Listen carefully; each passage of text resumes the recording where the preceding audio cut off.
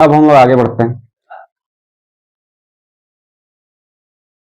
आज की क्लास में अगर बात करें तो हम लोग प्रश्नावली 9.1 का 13 नंबर प्रश्न जो है देखेंगे। तो आप लोग स्क्रीन पर लगे हुए क्वेश्चन को जो है देख सकते हैं। 13 नंबर क्वेश्चन में बोला जा रहा है, समुद्र तल से 75 मीटर ऊंचे लाइट हाउस के शिखर से देखने पर दो समुद्री जहाजों के अवनमन कोण 30 डिग्री और 45 डिग्री। आप लोग चित्र के माध्यम से भी समझ सकते हैं।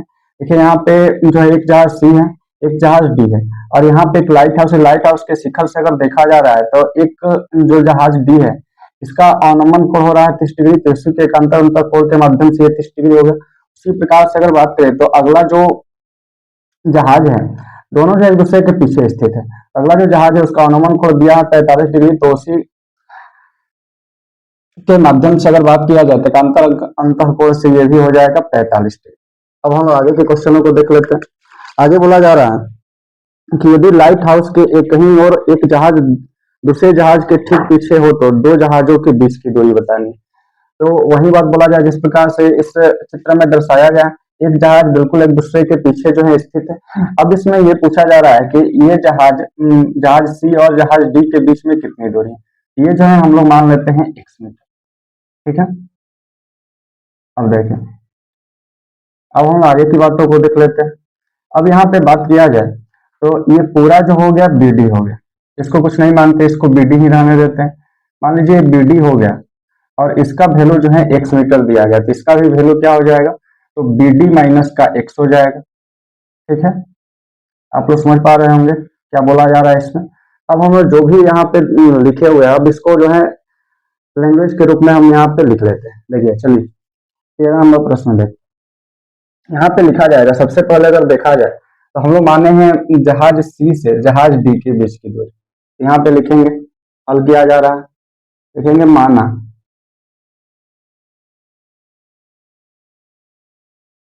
जहाज सी से जहाज डी के बीच की दूरी बराबर x मीटर।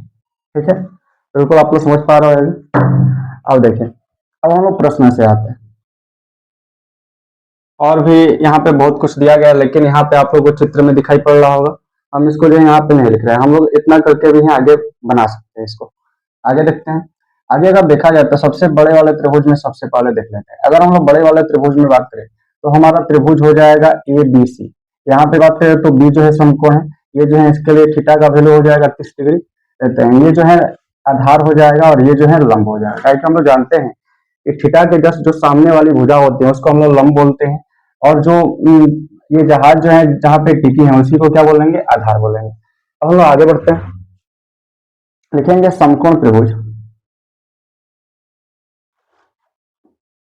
समकोण त्रिभुज ए बी सी, ये हमारा लंब हो गया, ये आधार हो गया। हम लोग जानते हैं कि लंब और आधार के संदर्भ में हमारे पास दो ही विकल्प है, एक तो tan थीटा का विकल्प है और जो है एक कोट थीटा का विकल्प है। हम लोग दोनों में से कोई भी ले सकते हैं। हम जो है tan थीटा लेके आप लोगों को समझाने का प्रयास करते हैं। तो tan थीटा इज इक्वल टू सूत्र भी लिख लिया जाएगा, e अपॉन में b होता है। अब यहाँ पे अगर देखा जाए तो थीटा का वैल्यू जो है 30 डिग्री है, तो यहाँ पे लिख दिया जाएगा tan 30 डिग्री। आगे अगर बात करें तो यहाँ पे ये जो है लंब का वैल्यू हो जाएगा पी पर परपेंडिकुलर होता है, तो यहाँ पे क्या लिख देंगे 75 मीटर। अब आगे बढ़ते हैं। अब यहाँ पे ये जो है आधार हो गया, तो बी डी यहाँ पे लिख दिया जाएगा। हम लोग को बी डी से कोई मतलब नहीं, हम लोग को केवल एक्स से मतलब है।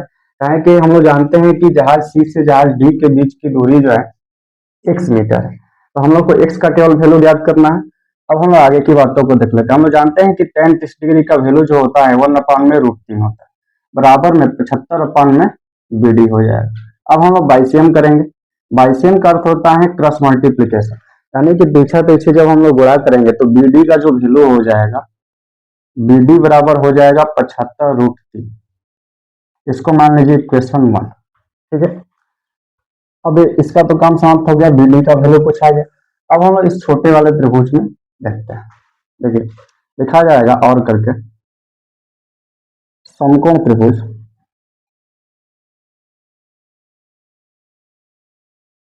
ए बी सी में,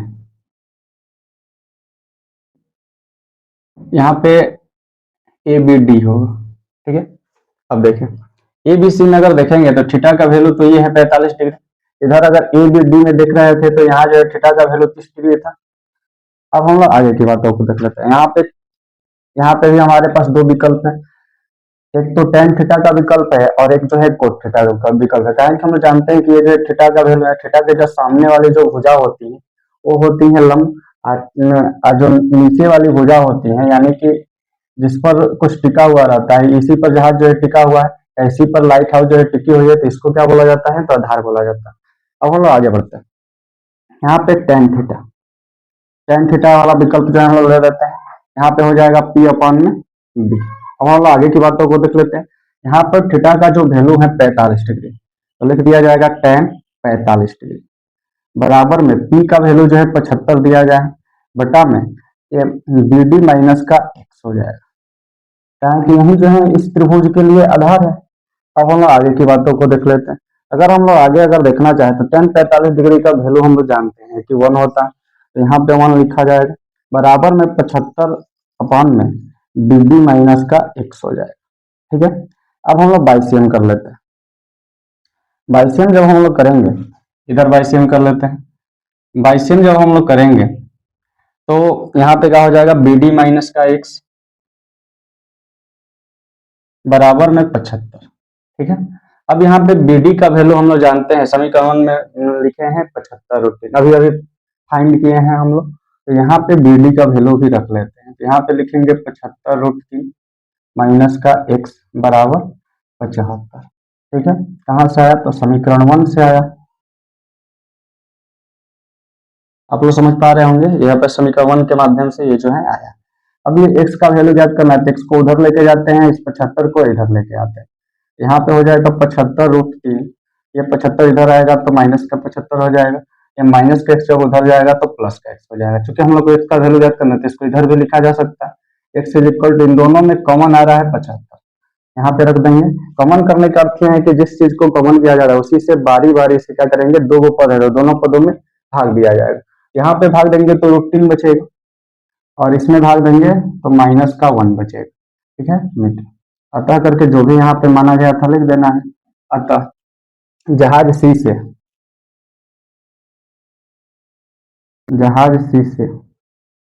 जहाज डी के बीच की